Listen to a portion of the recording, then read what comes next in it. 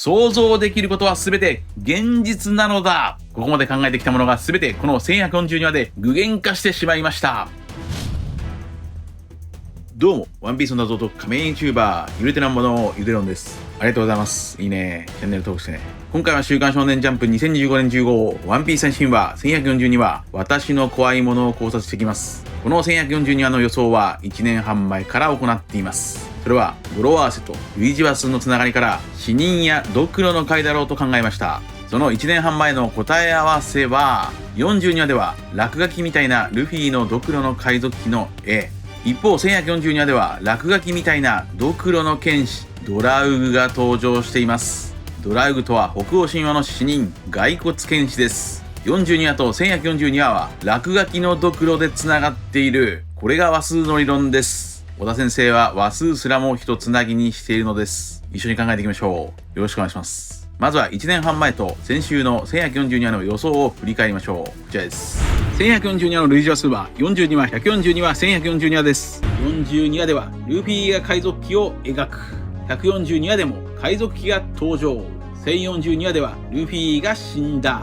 つまり1142話でも死人が現れそう。はい、1142話の話は死人またはドクロ、海賊機の話でしょうか。142話では革命軍ドラゴンの名前。1042話ではドラゴンの語源であるとされるドレークが登場しています。また、清流カイドウが強烈な砲雷発揮を放っていますから、1142話でもロキがラグニルを使って強烈な一発を放ちそうです。そんな1142話の話数の語呂合わせ予想は、と一室。はい、1年半前の予想も先週の予想もいい感じ。自己採点では過去最高、88点くらいでしょうか。話数の理論をさらに深めていきましょう。42話では落書きみたいなルフィのドクロの海賊機。1142話では落書きみたいなドクロのドラウグが具現化。次に142話ではドラゴンの名前が初登場。1042話ではドラゴンの語源であるドレークが登場。そして1142話では北欧のドラゴンニーズホックが具現化しています。さらに北欧神話ではドラゴン扱いされている終末の蛇ヨルムンガンダも登場してドラゴンつながりが成立しています。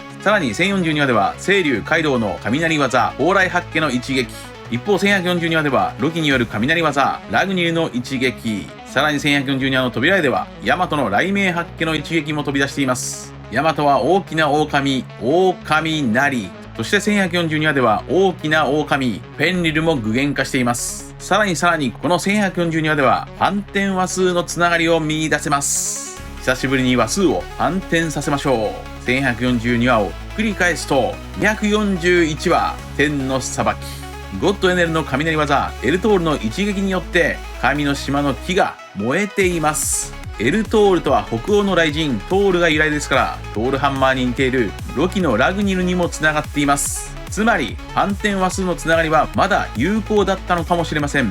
次回の予想から反転話数も考えていきましょう。とにかく1042話、1142話、241話は大きな雷でつながっています。以上が話数の理論一つなぎです。この話数の理論は僕でなくても誰でも事前に予想が可能です。故にワンピース考察において現在最強レベルの理論ですが、しかしこの理論はただ単に事前にその回を構成するキーワードが手に入るだけです。そのキーワードを小田先生がどのように組み立てて話を作っていくのか、それは結局のところ深い考察が必要となります。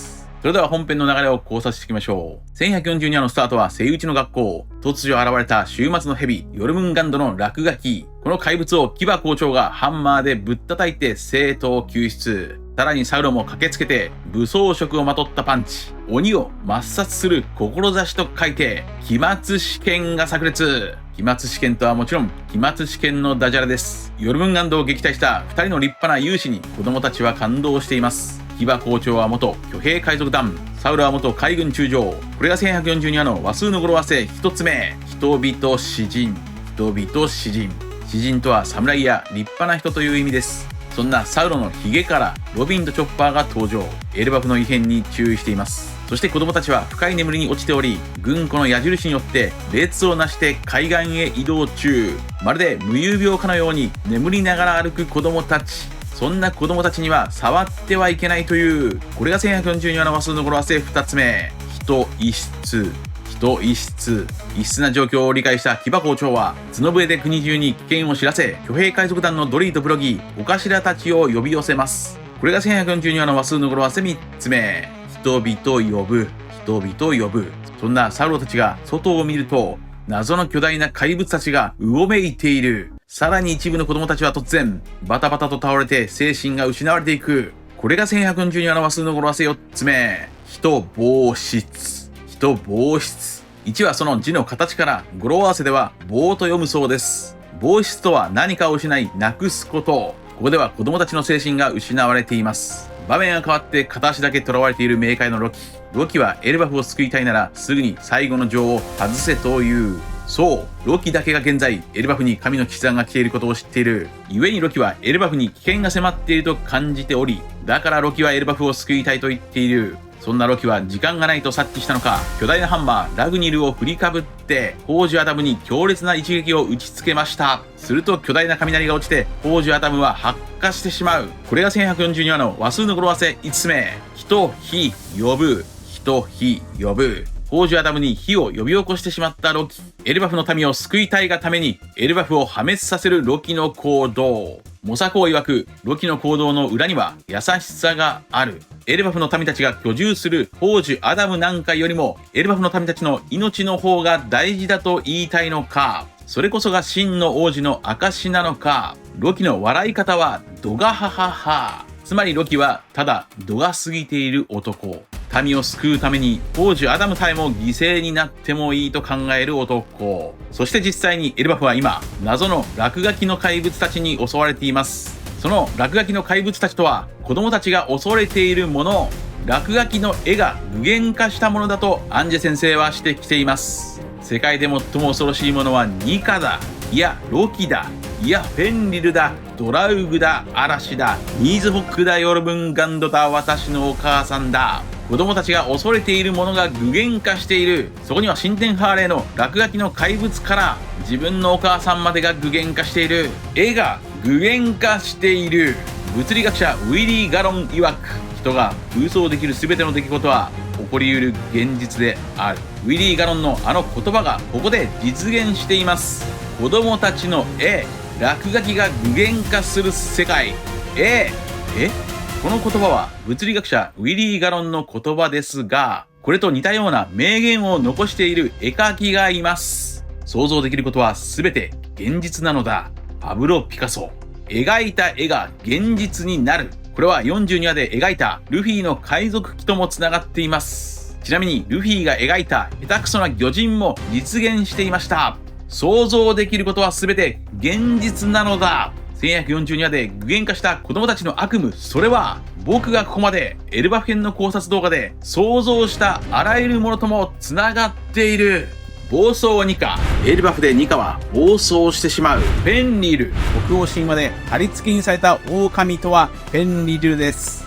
ライウンゼウス。ここでビッグマムとナミのしもべ。ライウンゼウスとラグニルはつながります。ヨルムンガンド。ヘビの実幻獣種モデルヨルムンガルドだと考えます。ビッグマム。それはまさしくかつてエルバフの村を燃やしたビッグマムの能力そのもの。ニーズホック。ロキイコール呪われた竜の王子ドラゴンの可能性です。さらに世界中の根っこにはニーズヘックというヘビまたはドラゴンがいます。ニーズヘックの意味は怒りに燃えてうずくまるもの。これは現在のロキの状況に合致しています。ロキイコールドラゴンなのか。つまり僕の想像力は子供と同じだった。ここまで考えてきたものが全てこの1142話で具現化してしまいました。ロキの能力の予想はまた振り出しになってしまいました。しかし前回の動画でロキの悪魔の実の能力とはドラゴンだと考えてしまったので、ドラゴンの可能性を探りましょう。ロキイコールドラゴンならば今回具現化したドラゴンニーズホックがロキの能力なのでしょうか。ニーズホックとは世界樹の最下層にいてその世界樹にかじりつくドラゴンのことですが、確かに今回ロキは世界樹の最下層でその世界樹に雷の攻撃をしています。これは比喩的に世界樹にかじりついたと考えることもできますが、どうなんでしょうか。そしてもう一つ1127話で考えた真のゴムゴムの実説もまだ少し可能性は残されているかもしれません。なぜならこの説には強い伏線があるからです。それはコビーのセリフ。ゴムゴムの実を食べたなんて驚きました。6年前まで海で暴れていたというロキの悪魔の実の能力がもしも真のゴムゴムの実ならば、このコビーのセリフが生きてくるのです。こちらもどうなんでしょうか。いずれにせよロキの能力が現れるのはおそらく1044話解放の戦士とつながる類似話数1144話でしょう。1044話では人々を解放する解放の戦士2かならば、1144話では情が外れて解放された戦士ロキが現れる、こういうつながりになりそうです。本編に話を戻しましょう。子供たちを眠らせたのはなんとキリンガム製のキリンの能力。なぜゾーン系幻獣種キリンの能力者が他人の夢を具現化する能力を持っているのか。それはおそらくキリンとは中国において国民の民意が具現化した存在だと言われているからでしょうか。民意が具現化した存在がキリンの一文から小田先生は着想を得て、キリンイコール夢を具現化するイコール悪夢を具現化する、そのような能力にたどり着いたのでしょうか。ちなみに中国にはこんなことわざもあります。雷鳴が鳴り響く音とともにキリンは姿を現す。確かにロキが呼んだ雷鳴とともにキリンの能力が発動しています。そしてキリンガム星は寝ぼけた状態で現れましたが、これもヒントだったようです。ただしこの能力にはタイムリミットがあるといい、子供たちが海岸の船にたどり着くまでは怪物たちが暴れ回るという。以上です。続いては次回1143話の展開を話数の理論から考えていきましょう。1143話の類似話数は43話、143話、1043話です。43話は3時登場。語呂合わせは新参。新参とは辞書によると新しく仲間に加わる人、それはもちろん3時のことです。そしてルフィは新参者のコック見習いにもなっています。そんな43話では与作とジョニーが紙一重かお決まりのセリフを言って倒れていますが、これは以前も考えたように紙一重とは神一重。43話の類似話数1043話でルフィは人々のみニカが発動して神一重。紙一重と神一重のダジャレでもつながっています。故に1143話でも自称太陽の神ロキが今度こそ少しだけ変身しそう。そんな1043話は一緒に死のうよ。語呂合わせは冬至祭。冬至祭とはエルバフに伝わるお祭りのことです。太陽の復活を願うお祭り。その冬至祭の語呂合わせでニカが発動しました。ならば1143話でもロキが少しだけ変身しそう。次に143話は不器用。語呂合わせは日読み。日読みとは日にちを数えることです。ヒルルクの命はあと 3,4 日だと告げられて死へのカウントダウンが始まっています。こことつながるなら1143話でもタイムリミット、死へのカウントダウンの話でしょうか。キリンガム星の悪夢の能力は子供たちを死へ誘うカウントダウンなのでしょうか。そして今回から反転話数のつながりも考えましょう。1143話をひっくり返すと341話、タイトルは悪魔。世界の敵悪魔と呼ばれたニコ・ロビンと世界の敵鬼畜と呼ばれたロキが印象的につながり、1143話ではまだまだロキが恐るべき存在とされるでしょう。そんな1143話の語呂合わせ予想は人々読み。